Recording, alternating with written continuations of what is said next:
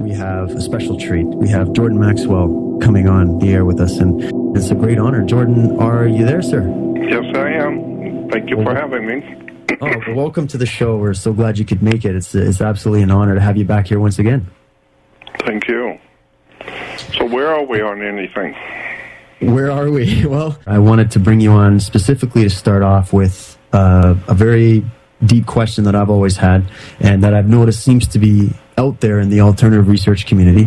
And you've done some fantastic work on looking at astrology and astrotheology, as well as ancient history, ancient religion, geopolitics, etc. And I wanted to start off with the question.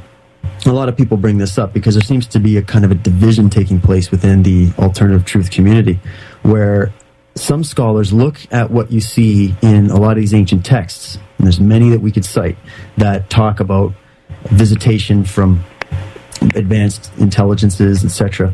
And some camps look at that as purely just some type of allegory. It's just astrotheology, and there's no actual factual history to it.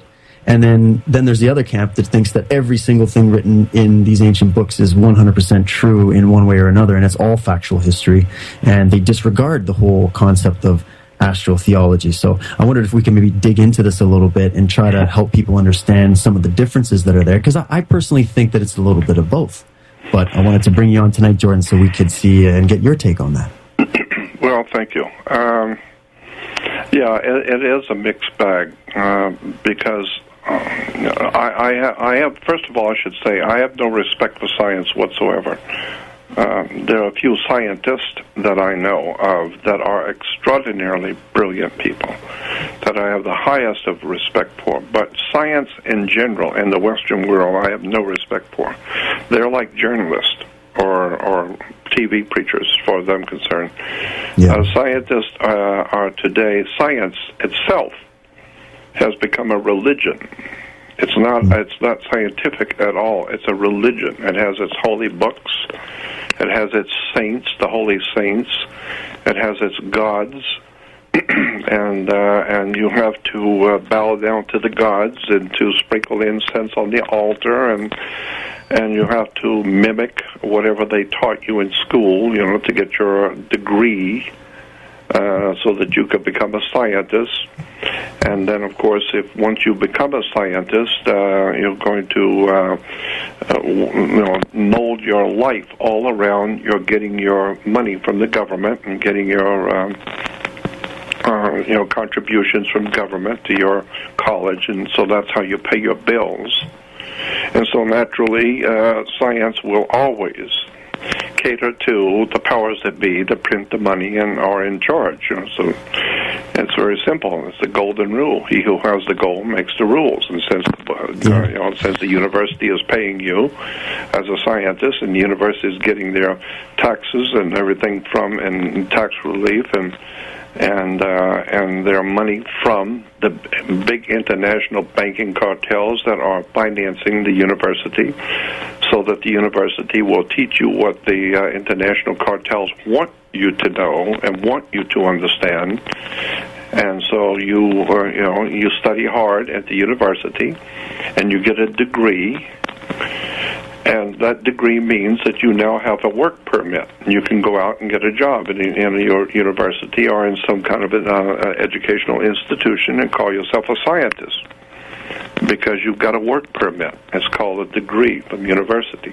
And therefore you can now make enough money to pay for your home and your car and your family.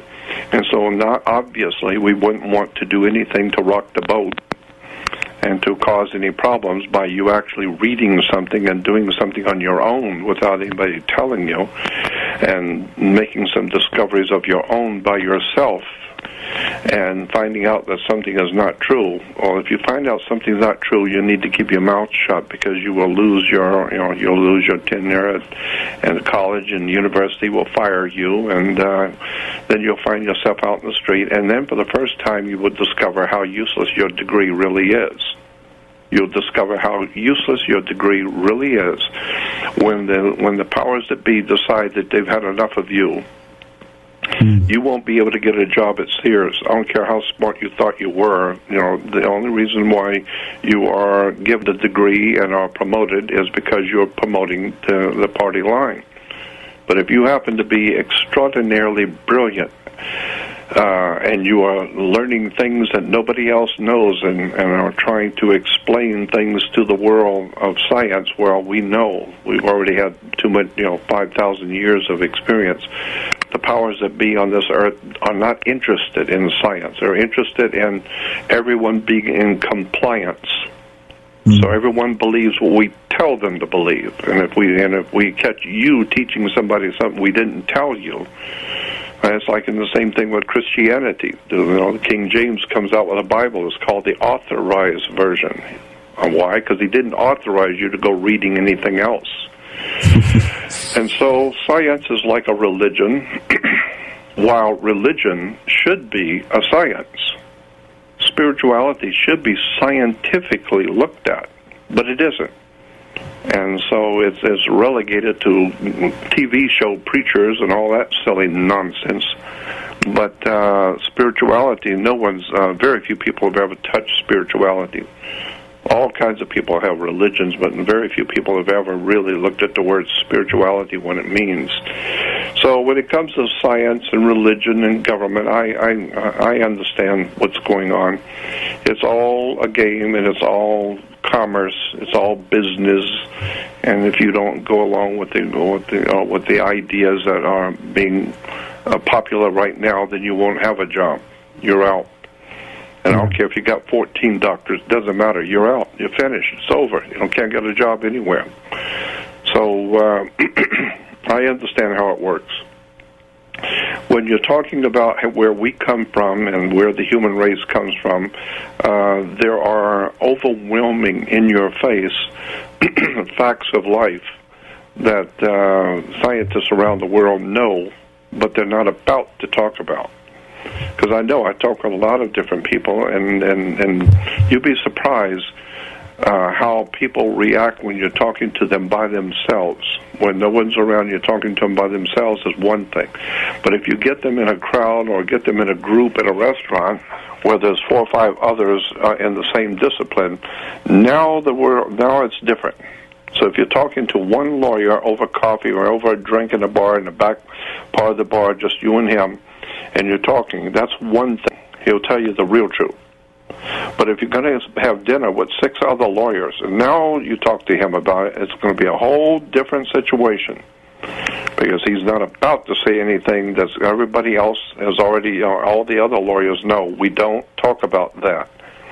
And whatever that subject is, we don't bring it up and we don't comment on it. And everybody here at the table knows that.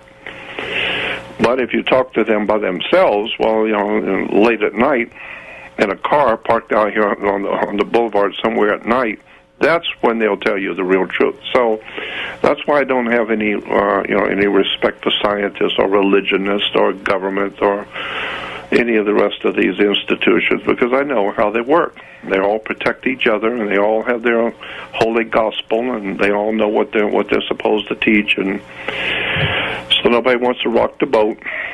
Yeah. I mean, we're all on the citizenship, and so that's why I said I don't really have any respect for on any of those sides of science. But having said that, there are some scientists that I consider to be absolutely mind-boggling, brilliant people doing brilliant work, but most likely you will never hear of them. And because they're not out there on TV like Billy Graham and TBN and dancing around the stage, worshiping the Lord and making hundreds of billions of dollars a year, entertaining the poor people of the world with all this silly nonsense religion.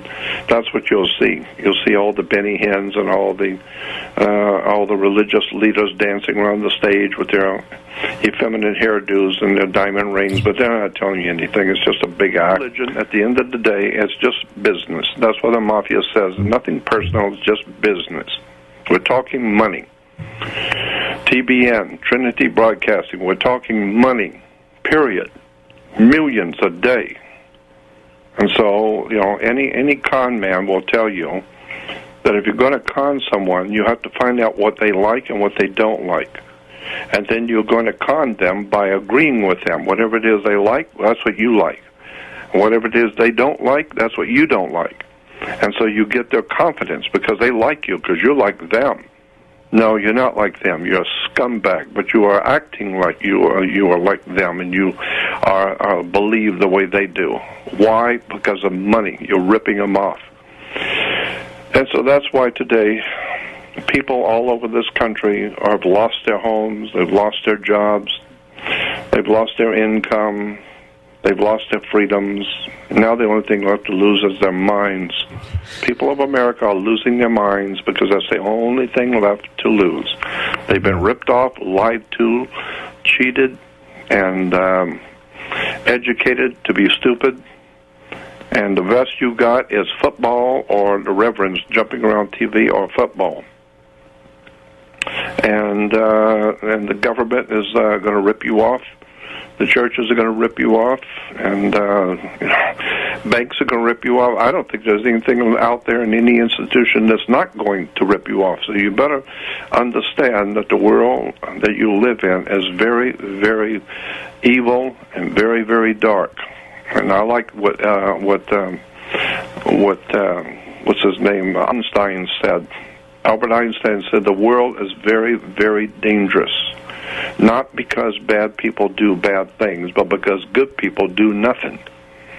Yeah. So I understand how the world works. I understand it's all corrupt, and I understand that power corrupts, and absolute power corrupts absolutely. And so that's why today we're living in a world of absolute, total dictatorship, fascist dictatorship of power. It has nothing to do with humanity. It has nothing to do with anything decent or holy, and all that stuff about America being the land of the free and home of the brave and with liberty and justice for all. There is none of that. It's all God. It's all God. It's only power. Might makes right. Period. End of sentence. Either you got the money or you don't. So, I've always been interested in where did we come from? And what are we doing here right now, and where are we going? I ask people all the time, where were you? I don't care about your body. What you need to realize is that your body is no different than any other human male body.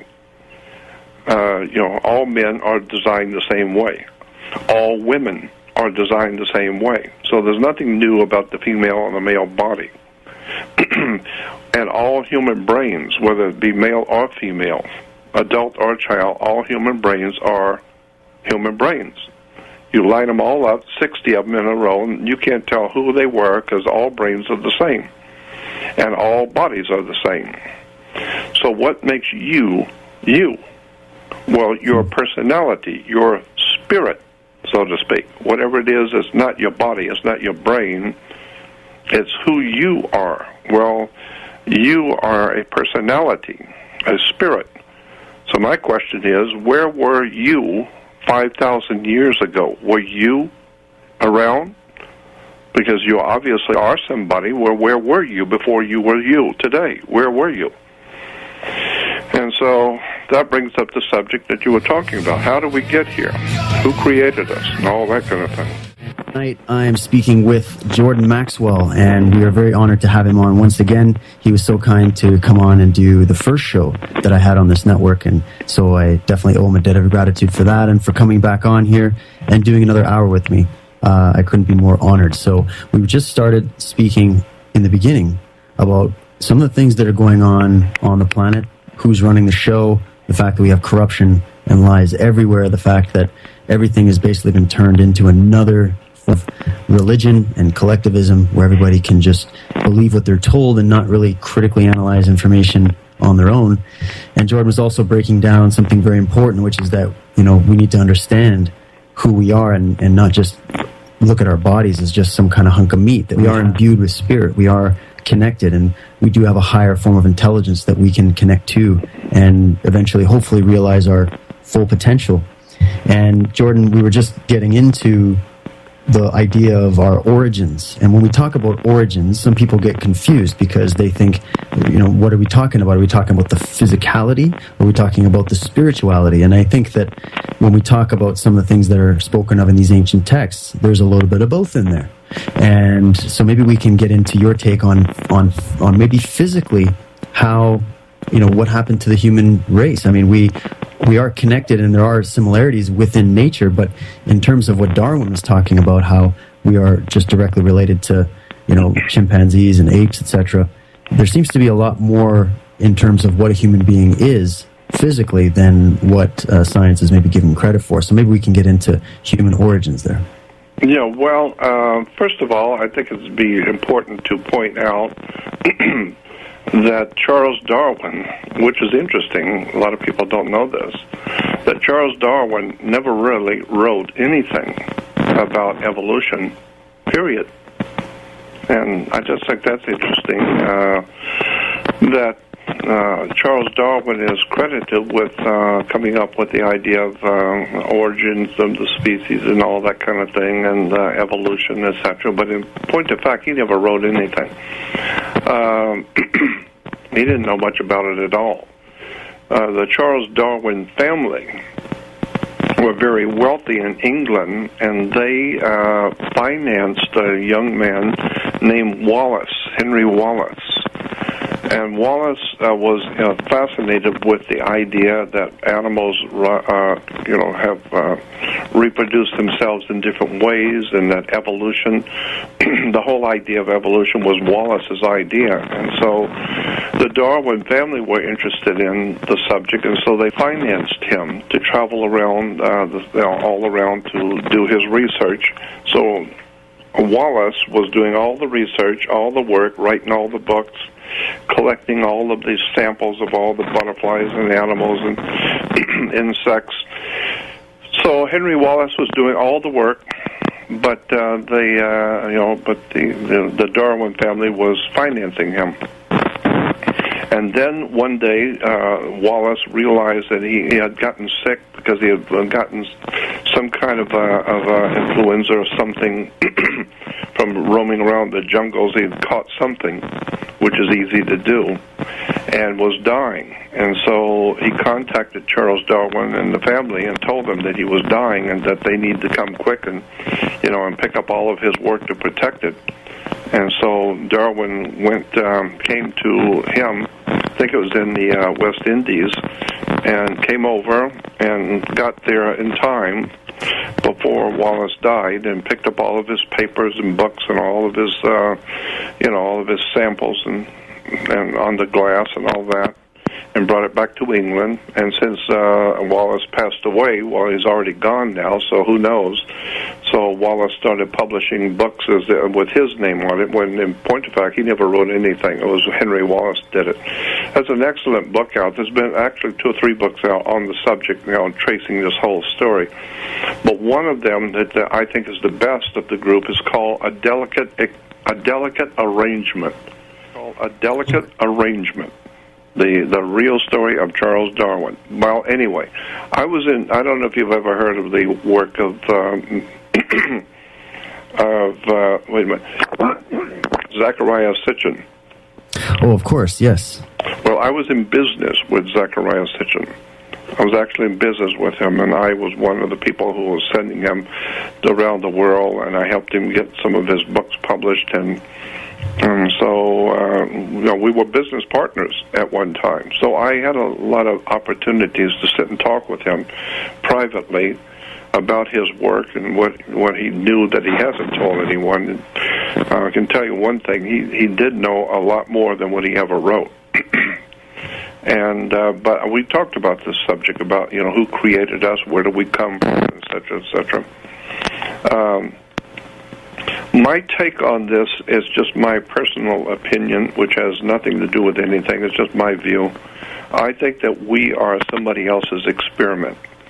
The book I read many, many years ago, back in 1959, was The Complete Works of Charles Fort. That was a very, very important book to me at 19 years old. It really turned my life around reading that book. It's still available today. You can get it in any good bookstore. You can order it. It's called The Complete Works of Charles Fort, F-O-R-T, Charles Fort. Very, very interesting and important book. But what Charles Fort said in the forewords of his book is he said he believed that we humans were somebody else's test tube. We was a test tube creation. Somebody created us.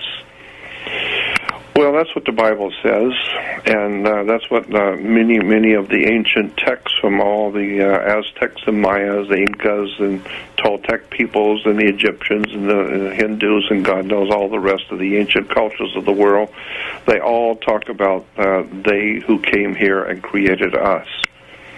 Now, I am of the opinion that we were created because logic alone dictates that, so that any time you hear someone calling himself a scientist who puts down the concept of creation, you need to understand that they're thinking in terms of Marxist-Leninism. They're thinking in terms of what we call Marxist-Leninist or communist philosophy, which says there is no God, there is no creator, period, none of it. The whole thing is a bunch of bull. So therefore, you need to understand that the scientific community is usually, most often, left-wing, Marxist-Leninist. We don't know that. We're not supposed to use those terms because people don't know what it means. But universities today in America are filled with left-wing, Marxist-Leninist, Bolshevik, social communists, etc., etc. And they have no regard for wisdom, knowledge, spiritual truth, intellectual, spiritual knowledge, anything that has to do with the upbuilding of the human spirit by knowledge, wisdom, and study, etc. They're not interested in. They're interested in only one thing, and that's international socialism, or what we refer to as the World Revolutionary Movement. I understand Marxist-Leninism. I understand the Communist Party of Russia. I understand what we call today the Republican, the Democratic Party, is itself a Marxist-Leninist movement in America, but most people don't know that. I've studied it for 53 years, so I know what's going on. Therefore, I would say that for me, and it's just my opinion, and it's a subjective opinion, I am totally convinced that we were created by someone. And the reason why is the logic is very simple. If you were out in the middle of the Sahara Desert, 4 days out, and you're hundreds and hundreds of miles from any civilization anywhere, out in the real middle of the Gobi Desert or out in the middle of the Sahara, and you're roaming around, and you happen to see a watch laying on the ground, you pick up the watch. What does that watch tell you besides the time?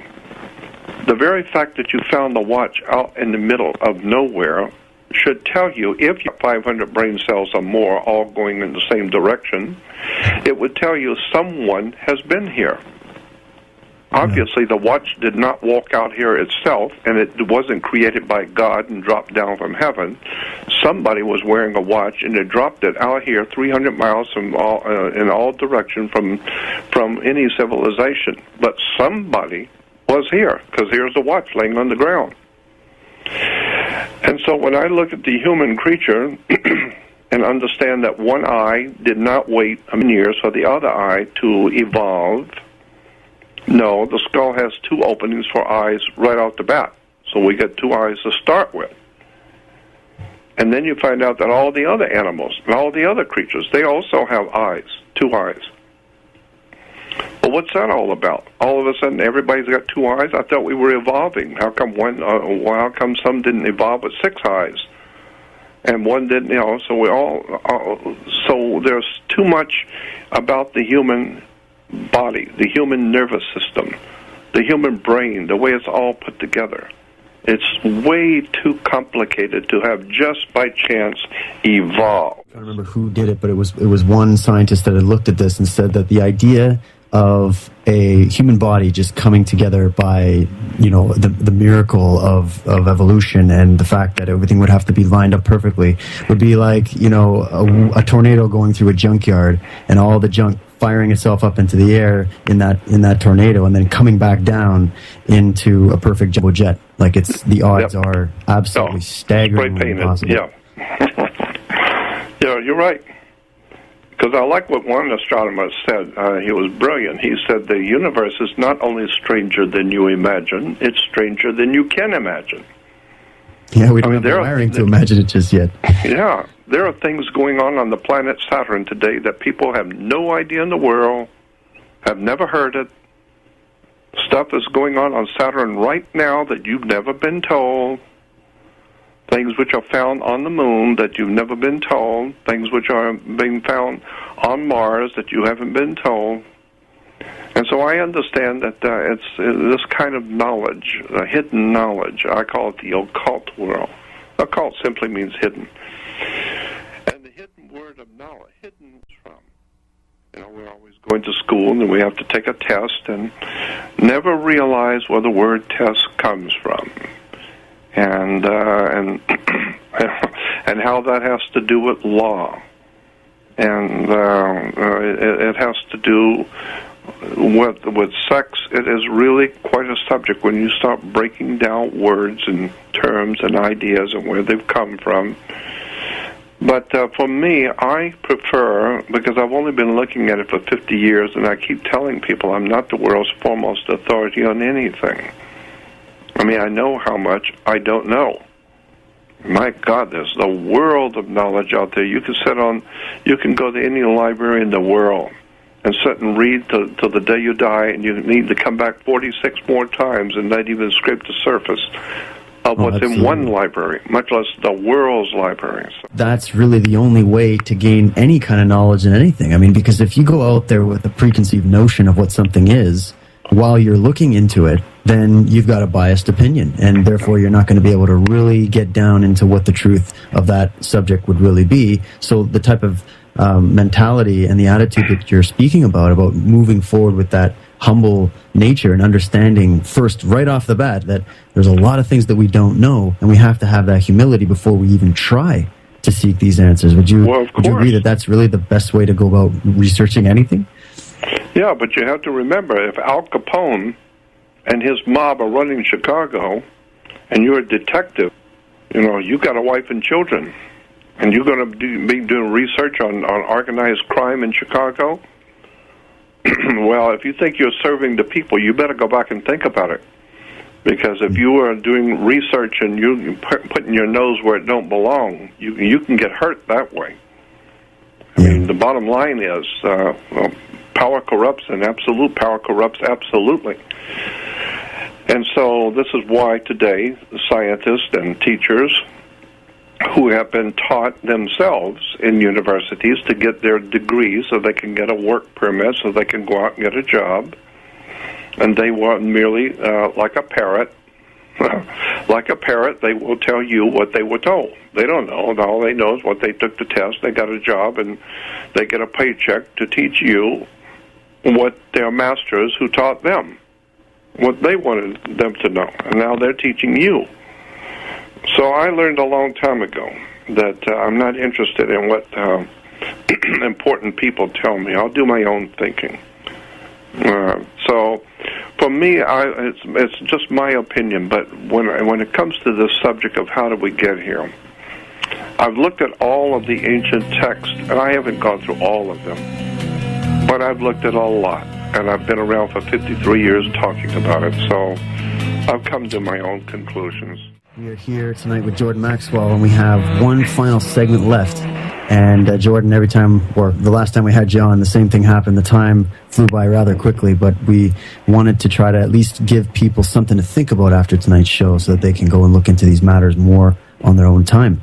And what we were getting into there was the concept of human origins and your take and your opinion on that. So maybe you could continue to expand on that line of thought. Yes. after looking at all of the ancient writings of the world and the ancient scriptures of all the peoples of the world, and traveling around the world and listening to and talking with astronauts and scientists and physicists and religious leaders, etc., I've been doing it for many, many years, and I've come to the conclusion that there is something very legitimate about what's being talked about in the Old Testament of the Christian Jewish Bible. The Old Testament in Genesis, I believe, is hiding some profoundly important information that's very few people have even suspected is there.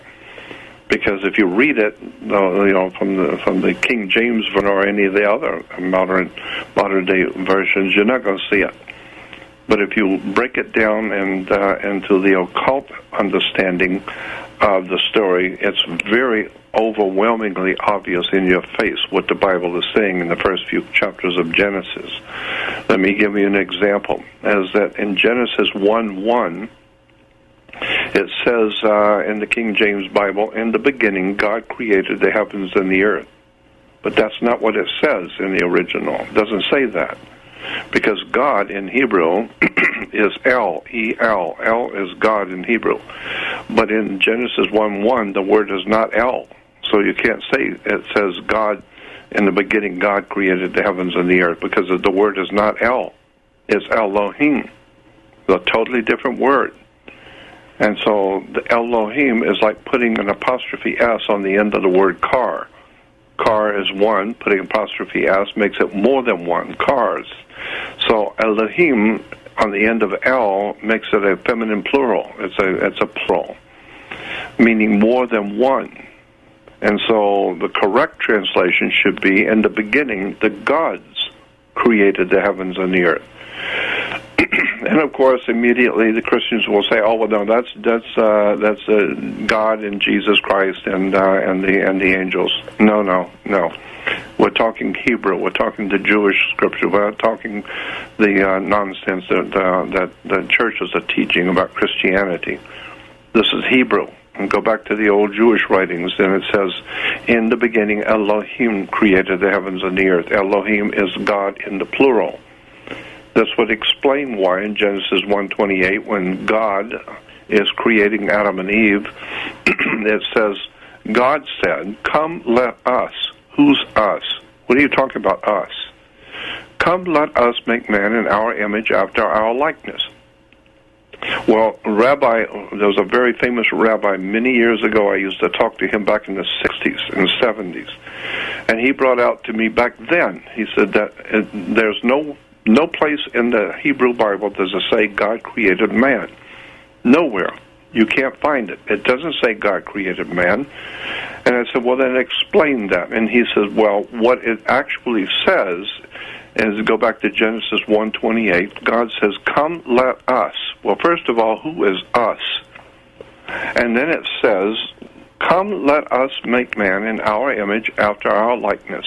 And this is where Christians will say, well, see, there God is creating man. No. The word man in Hebrew is ish, I-S-H. It's pronounced ishi. I-S-H is man in Hebrew. But that's not the word that is used in Genesis 1:28. It's not God says, "Come, let us make ish." No, it doesn't say that. It says, "Come, let us make Adam," not Adam. We just added an A to Adam and make it Adam. No, there was no Adam. It's Adam, A-D-M, which means something in Hebrew. But happily, we don't know anything about that, so we just call it Adam. No, it's not Adam.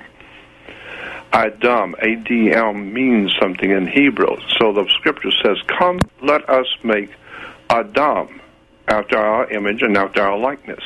And the rabbi told me, so what's being said here is, "Come, let us make man in our image, after our likeness." He's already here.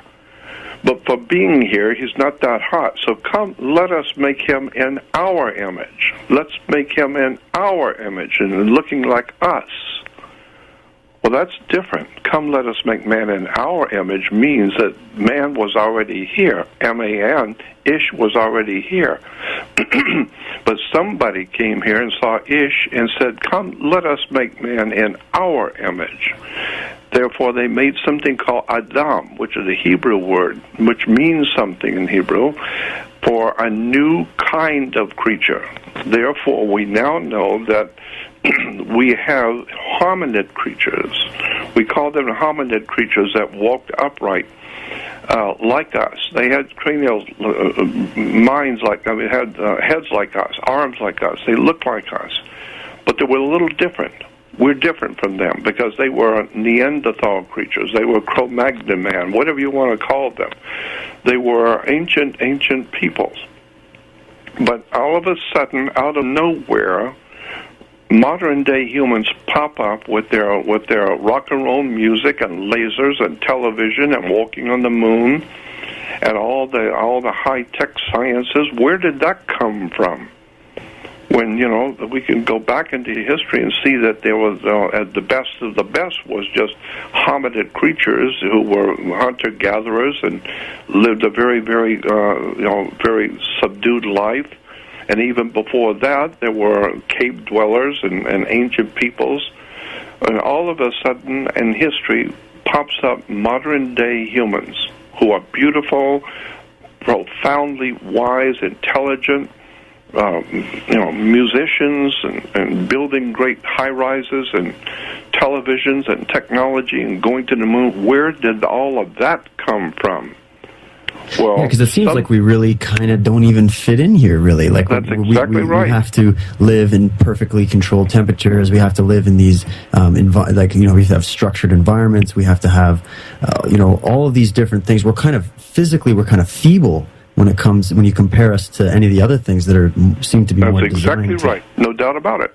And so where did we come from then? Where did we, because our skin is thinner, we can't, the dogs and animals and cows, they can stay out in 40 below zero overnight, frozen, everything out there, and the next morning they're still out there doing what they do. You try it. Yeah. Yeah, and so somebody recreated us. And so that's why in Genesis 9, the 9th chapter of Genesis, after the flood of Noah's day, God says to Noah and his family after the flood, he says, go forth, multiply, and replenish the earth. Well, I talked to rabbis about that, and they said to me, and I asked them, I said, correct translation, go forth, multiply, and replenish the earth? Yes. Why do you ask? I said, because the word is R-E, means do it again. Replenish the earth. Not plenish, replenish. And they said, well, of course, if there were people here and God destroyed everyone with a flood, then if you're going to have people on the earth, you've got to replenish the earth. Do it again. Well, that makes sense. Okay. So then I said, well, what about Genesis 1:28 when God is creating Adam and Eve? And it says, God says to them, let us create man in our image, after our likeness, and go forth, multiply, and replenish the earth. Is that the same word? And he said, yes. I said, well, then why does it say replenish when it's creating Adam and Eve? And he said, because the Adam and Eve are not the first humans on the earth. The earth has had humans here for millions and millions of years. Millions of years there has been intelligent creatures and intelligent life forms on the earth. We are just a new creation. That's what the Bible is telling you in Genesis, a new creation for this particular dispensation, for this particular time in the march of human history. We are now humans. We are human, but before we were Neanderthal man, Cro-Magnon man. Now we're human. We're a different kind of creature that has been divinely designed. Somebody came here a long time ago and saw the indigenous creatures here that we call hominid creatures, and science agrees that there were such things as hominids that looked like us. In our minds, it was like the cavemen. And then somebody came here, the Bible says, and said, come, let us make man in our image, after our likeness. And so they created us. Now we are like them, and that's what the Scripture says. And the Bible says, the God then says, the gods, Elohim, more than one, the gods said, look what you have done. Now man has become as one of us. We're crazy, and we got total power, and we can do all crazy things. Crazy things. Well, look at man. He's building rockets and atomic bombs, and and killing people. He's like us. Look, man has become as one of us. He's like us. He looks like us. He talks like us. As a matter of fact, his women are beautiful, so we're taking some of them for our wives. Yeah, exactly. And I mean, and people can also look at the amount of evidence. Like, this isn't just only reading this in the ancient scriptures. And as Jordan pointed out, this is in virtually any ancient civilization you look into. They talk about these types of things, and they all might have their different take on it and their different story, but it's really pointing ultimately to the same thing.